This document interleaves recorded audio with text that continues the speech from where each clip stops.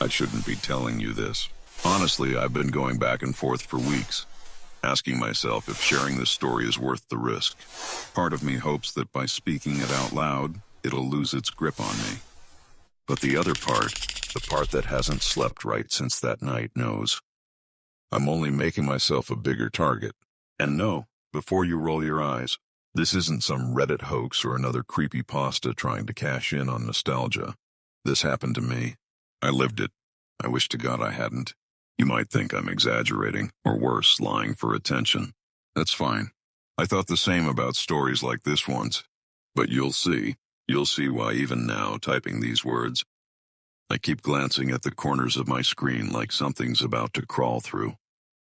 What I'm about to tell you is dangerous.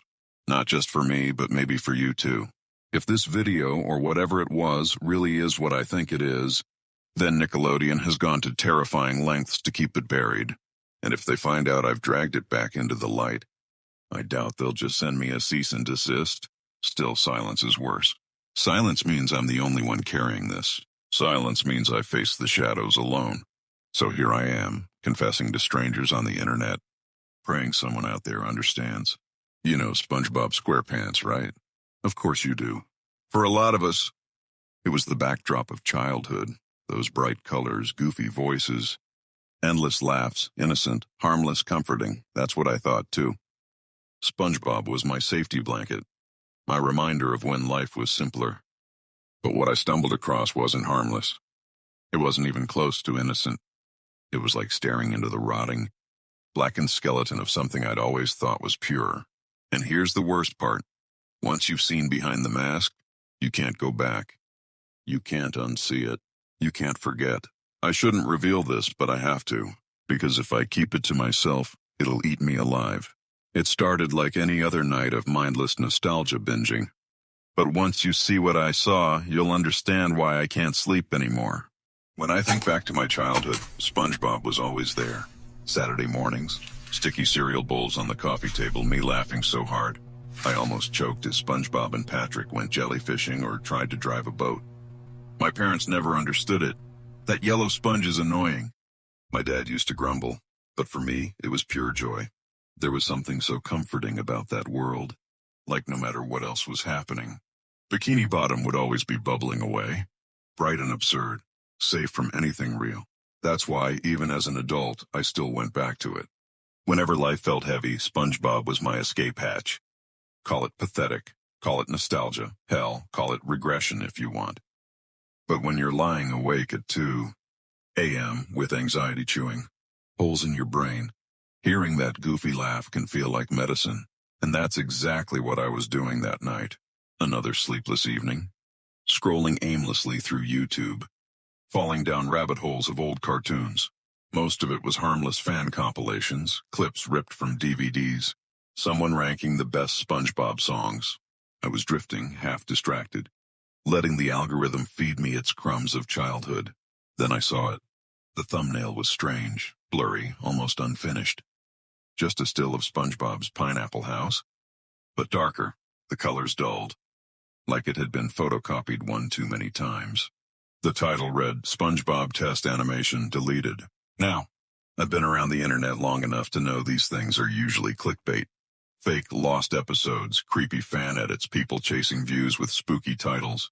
But something about this one pulled at me. Maybe it was the thumbnail. Maybe it was the word deleted. Or maybe it was the upload date. I blinked when I saw it, 2004. That's 2 years before YouTube was even founded. I thought it had to be a mistake, maybe a glitch in the system. But the more I stared, the more wrong it felt. The view count was low, too low. Barely a few hundred, despite the fact that anything SpongeBob related usually racks up millions. No likes, no comments. Just there, like it had been waiting for me. I actually laughed to myself. A nervous laugh. The kind you let out when something feels off, but you don't want to admit it. Right, I muttered. Because the internet is totally full of deleted cartoons older than YouTube. But then another thought crept in. Nickelodeon was notorious for test footage, pilot reels, unaired animations. What if this was real? What if I had stumbled onto some genuine piece of SpongeBob history, hidden away by accident? The rational part of me said, don't click it. At best, it's a dumb hoax. At worst, it's malware. But there was another part of me, an uglier, more curious part that wanted to know. Needed to know. Like if I didn't press play, I'd spend the rest of my life wondering. The safe nostalgia of that night started to rot at the edges. What had been a cozy, harmless dive into old cartoons suddenly felt dangerous. My childhood comfort had turned into bait. Dangling a hook I wasn't sure I wanted to bite. I told myself it would be nothing. Just another stupid Creepypasta fan video.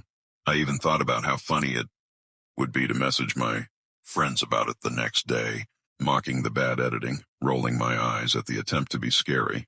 But in the back of my mind, something whispered, what if it's not fake? I stared at that title, that impossible date, that lifeless thumbnail of a pineapple house, until I felt my pulse quicken. And then, almost without realizing it, my cursor hovered over the screen. Of course I clicked it. The video opened with a black screen that lingered just a beat too long, as though buffering. Then a title card appeared, but it wasn't the usual bubbly SpongeBob font I knew. The letters were sharp-edged, jagged, almost like someone had traced them from memory rather than using the real thing. The colors were muted, washed-out yellows and reds instead of the cheery neon palette I remembered. Behind the text, I thought I saw faint water stains, as if the card itself had been sitting in a damp basement for years. A muffled burst of static followed. Then the familiar theme song tried to start, but it was wrong. The melody dragged, slowed by half, as though the audio was warped on a dying VHS tape. The pirate voice that usually shouted, "Are you ready, kids?" came out cracked and faint, like the voice of someone whispering through an old radio. No children responded, just silence. Then the show began, or at least something trying to be the show. The opening scene was set at the Krusty Krab. SpongeBob stood behind the counter, smiling, or at least his face was stretched into what was supposed to be a smile. But it wasn't moving the way it should. His eyes didn't blink, not once, and his mouth held that grin far too long, as if it had been painted on. Patrick walked in, but his movements were stiff, his arms jerking up and down like a broken puppet. I waited for dialogue, for SpongeBob's high-pitched laugh to fill the silence. Instead, there was nothing, just the faint hum of background music that sounded like it had been slowed down and played underwater. Notes wavered and stretched, sharp at the edges, making my teeth ache as I listened. Patrick finally spoke, but the voice was all wrong. Too deep, gravelly, like someone forcing their vocal cords to imitate him. "Hi, SpongeBob," he said, but the words came out uneven, glitching at the edges, as though the file itself was corrupted. SpongeBob turned to him, that frozen smile never fading. When he answered, my stomach dropped. His voice wasn't the cheerful, squeaky tone I remembered. It was pitched too low, almost demonic, with a faint echo beneath it. "Hello, Patrick." That was it, no joke. No laugh track, just those words stretched into a hollow cavern of sound. I tried to shake it off. Maybe it was fan-made. A bad parody, someone messing with audio filters. But then I noticed Patrick wasn't moving anymore. He was just staring at SpongeBob. Not blinking, not swaying, just standing there, his eyes fixed too wide. The camera, if you could call it that, lingered on him for a full 20 seconds. Way too long. The longer it held, the more I felt like Patrick was staring not at SpongeBob, but through the screen, at me. I shifted uncomfortably in my chair, my finger hovering near the back button. Then Squidward walked in, or at least something shaped like him. His face drooped heavier than usual, the bags under his eyes darker, more pronounced. And his blinking, God, his blinking was uneven. One eye would close, then a long pause before the other followed, like his body was out of sync with itself. He mumbled something, though it was almost too faint to catch. "What are you doing here?" His voice was distorted, warbling like it had been dragged through static. SpongeBob turned his head toward him in a slow, deliberate motion, that smile never faltering. His response came low and guttural. "Working, Squidward." I should have clicked away. I knew I should have, but something about the wrongness glued me to the screen. It wasn't scary yet, not really, but it was unsettling in a way that dug under my skin, a quiet dread gnawing at the edges. And then, just when I thought I couldn't stand the silence, SpongeBob finally laughed. It wasn't his laugh. It was lower, drawn out. each ha overlapping itself like multiple voices layered together. It vibrated in my headphones, making the hair on my arms rise. I almost clicked off, but then the screen shifted. The shift happened so suddenly that I thought my computer had glitched. 1 second, Squidward was standing in the Krusty Krab, blinking unevenly, SpongeBob still frozen in that too wide smile. The next, the screen snapped to static, violent, hissing static that made my speakers crackle like they were tearing themselves apart. Then it stopped, and SpongeBob was staring directly at me. Not at Squidward, not at Patrick, not anywhere within his world. His face filled the screen, eyes impossibly wide, unblinking. The smile was still there, but it had stretched, curling upward past the limits of what his face should even allow, and he didn't move. For a moment I couldn't breathe.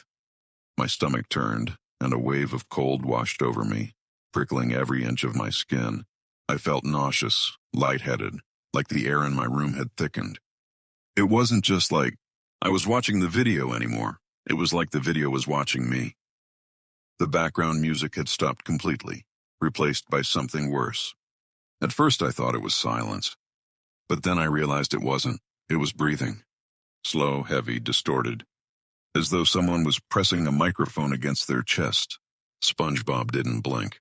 His pupils dilated, filling almost the entirety of his eyes. Then abruptly the screen cut again. The Krusty Krab returned, but the colors were different now. Muted, gray, as though the world itself had drained away. Squidward stood in the corner, his head bowed. His clarinet lay snapped in half at his feet. And then he began to cry. If you've ever heard the old Squidward suicide creepypasta, you might think you know what I mean. But this wasn't exaggerated wailing or cartoon tears. It sounded human, raw. His shoulders shook violently, his body convulsing as guttural sobs tore through the air. His eyes were red and swollen, streaked with what looked less like tears and more like blood. Patrick was there too, standing unnaturally still. His mouth hung open, slack, and I swear I saw his chest rise and fall like he was breathing. But his eyes, they weren't his eyes. They were flat, expressionless, just empty black pits. My own pulse quickened, hammering so loud I could hear it in my ears. Something in my body screamed at me to look away, to shut the laptop, to stop. But I didn't, I couldn't. Then Squidward looked up. Not at SpongeBob, not at Patrick, at me. His eyes rimmed with red seemed to focus past the screen, locking onto mine. His sobbing paused, replaced by a silence so sharp it cut through me. I felt pinned in place like prey frozen under a predator's stare. And then SpongeBob moved. Slowly he turned his head back towards Squidward. The smile had changed, still wide, still impossibly stretched, but harder now, cruel. He stepped forward, his body jerking with every movement as if each frame was missing. The distorted breathing grew louder, blending with a faint rumbling sound beneath it, like the deep groan of an ocean trench. Without warning, the background music returned, but it wasn't music anymore. It was screaming, layered, distorted, dozens of voices overlapping into a wall of sound that made me clutch my headphones, ready to rip them off. The screams weren't cartoonish, they were real. Male, female, young, old, all shrieking in agony, all crying for something I couldn't make out. My vision swam. My chest tightened. I could feel bile rising in my throat. On the screen, Squidward fell to his knees, his sobbing drowned out by the cacophony. He clutched his face, digging his tentacles into his eyes, dragging them downward until the flesh tore.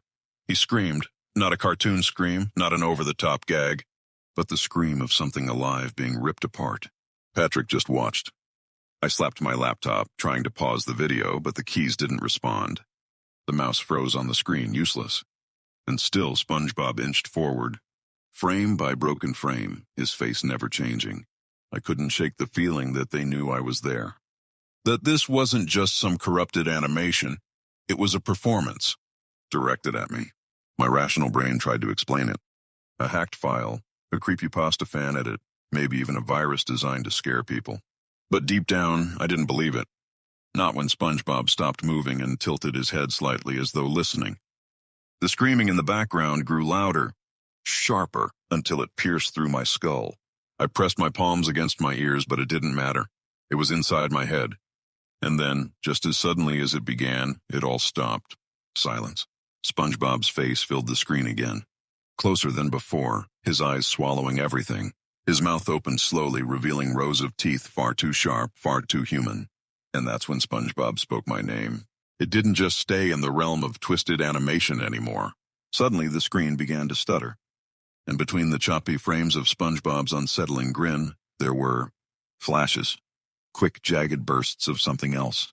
At first, I thought my computer was glitching, maybe some corrupted codec. But no, these weren't random pixels. They were images, real ones. I caught the first one for only a second, the grainy shot of a crime scene. Blood pooled across a kitchen floor, too real to be part of any cartoon. Then came another, an ocean shot. Dark and suffocating, except the water looked wrong. It was clouded, thick, almost as if the sea itself was rotting. The flashes grew quicker, each one jabbing at my mind before I could even blink it away.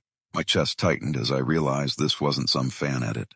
Someone had embedded real-world horror into the episode. And then came the text. Just for a frame or two, but burned into my brain. Keep watching. I blinked hard, rubbing my eyes, telling myself it had to be a prank. But then the audio shifted. SpongeBob and Patrick were on screen again, but they weren't laughing or bouncing around like I remembered. Their mouths moved sluggishly, their eyes too wide. Their voices, oh God, those voices, guttural, animalistic, as if something had pitched them, down until they no longer resembled anything human. They weren't joking. They weren't singing. They were fighting. It wasn't the slapstick quarrels of childhood memory. It was vicious. Patrick growled, guttural syllables spilling out like bile. SpongeBob snapped back with something warped, his words warbling as if filtered through a broken speaker underwater, and yet somehow I could feel the malice. Their tones were full of hate. My whole body tensed. It wasn't just the sounds. I swear, as I sat there staring at the screen, I felt something else in the room with me, like a shadow breathing just behind my shoulder. The hairs on the back of my neck lifted, and I couldn't shake the sensation that if I turned around, I'd see someone standing there, watching me watch it. I told myself to stop, to close the tab, to slam the laptop shut, to run, but I didn't. I couldn't. It was like the video had claws hooked into my brain, tugging me forward. My stomach turned, and yet some awful curiosity pulled me deeper. Maybe you've felt it before. That mix of terror and compulsion, like staring over the edge of a cliff and leaning in when you know you shouldn't. I can't even describe everything I saw in those flashes. Some things don't fit into words. But maybe some of you have stumbled across something like this before. Maybe you've seen the same cursed fragments buried in the corners of the internet. If you have, you'll know what I mean. And if you haven't, count yourself lucky. Or maybe unlucky, because that text kept coming back. Frame after frame, keep watching, like a command. And I obeyed, even as my body screamed at me to stop. And then, without warning, the video went further. It stopped pretending it was just for kids. It stopped pretending it was just an episode at all. The screen flickered, and then the video broke the fourth wall completely. The screen jerked, froze, then resumed with a warbled skip, like a VHS tape chewed up and spit back out. SpongeBob was on screen again, but he wasn't moving the way a cartoon should. His pupils tracked across the frame, slow, deliberate, and then locked onto me. Not the audience. Not some vague camera direction. No, he was looking at me. My throat tightened. His mouth didn't open at first. He just stared, blinking once every few seconds like he was studying me. Then, in that wrong, waterlogged voice, he said something that made my skin crawl. "Wait, did you click?" Before I could even process it, giant block letters flickered across the screen in static white. Why did you click? I nearly shoved the laptop off my desk. My speakers buzzed with a low, insectile hum, a sound that crawled beneath my skin. My phone, sitting face down a few feet away, lit up on its own. No notifications, no missed calls. Just a glowing screen, as if something inside it had stirred. My heart hammered. I tried to convince myself it was some elaborate ARG, a hacker's prank, something explainable. But my rationalizations were shredded by what happened next. SpongeBob leaned closer. filling the frame until his distorted face stretched across my screen. His pores, his teeth, his quivering lips, all rendered in a grotesque, hyper-detailed style that didn't belong in any Nickelodeon archive. "You shouldn't be watching this," he gurgled. His voice came through my headphones and my laptop speakers simultaneously, like it was inside and outside of me. I ripped the headphones out. The buzzing didn't stop. In fact, it got worse, like thousands of tiny voices overlapping in whispers, chanting beneath the static. I pressed my palms to my ears, but the sound was still there. Not just in my room, in my skull. Then my phone screen changed. I hadn't touched it, but words scrolled across the lock screen in that same blocky font. "Keep watching." My stomach lurched. The air in my room felt heavy, thick, like the atmosphere itself had curdled. I could smell something faint, brine, salt water, the stench of decaying seaweed. It didn't belong in my apartment, and yet it flooded my nostrils as the cartoon played on. The video glitched again. Backgrounds flickered, characters blurred in and out of existence, and SpongeBob's voice dropped several octaves. "We know you," he hissed. "We see you." I slammed my laptop shut. The audio cut, but not completely. A faint static lingered, seeping out from the closed machine like it had infected the hardware itself. My phone buzzed violently, skittering against the desk, even though no call was coming through. That's when I realized something I'll never forget. The video wasn't trapped inside the screen anymore. I wasn't alone. My chest clenched and I scanned the corners of the room, my skin prickling as if eyes were on me. The shadows looked too deep, stretching in unnatural directions.